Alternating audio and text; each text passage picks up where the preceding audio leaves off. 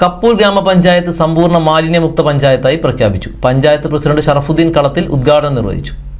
സമ്പൂർണ്ണ മാലിന്യമുക്ത പഞ്ചായത്ത് പ്രഖ്യാപന ചടങ്ങിനോടനുബന്ധിച്ച് ശുചിത്വ സന്ദേശയാത്ര, ശുചിത്വ പുരസ്കാര വിതരണം, വിവിധ വ്യക്തികളെയും സ്ഥാപനങ്ങളെയും ആദരിക്കൽ എന്നിവ നടന്നു.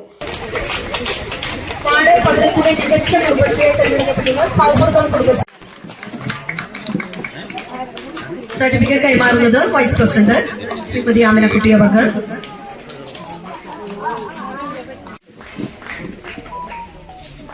വാർഡ് 12 മികച്ച കുടുംബശ്രീ തീർത്ഥ കുടുംബശ്രീയാണ്.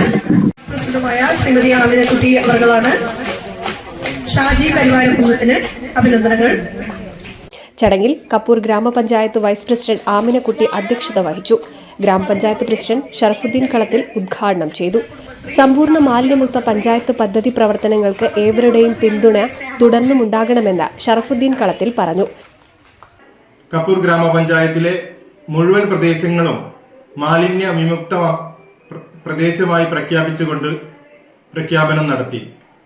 അതുകൂടാതെ തന്നെ കപ്പൂരിലെ മികച്ച സ്ഥാപനങ്ങൾ, മികച്ച അയൽക്കൂട്ടങ്ങൾ, മികച്ച വായനശാല, മികച്ച സ്കൂൾ എന്നിവയെ തെരഞ്ഞെടുത്ത് പ്രത്യേകമായി ആദരിച്ചു. കഴിഞ്ഞ കുറെ വർഷങ്ങളായി മാലിന്യ സംസ്കരണ പ്രവർത്തന രംഗത്ത് നല്ല രീതിയിൽ ഹരിത കർമ്മസേനയുടെ നേതൃത്വത്തിൽ വലിയ പ്രവർത്തനമാണ് ഗ്രാമപഞ്ചായത്ത് നടത്തിവരുന്നത്.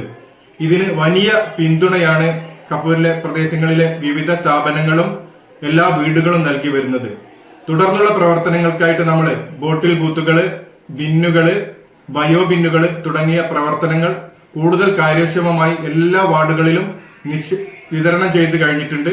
തുടർന്നുള്ള പ്രവർത്തനങ്ങൾക്ക് എല്ലാവരുടെയും പിന്തുണ ഈ പ്രഖ്യാപനത്തോടു കൂടി അഭ്യർത്ഥിക്കുകയാണ്.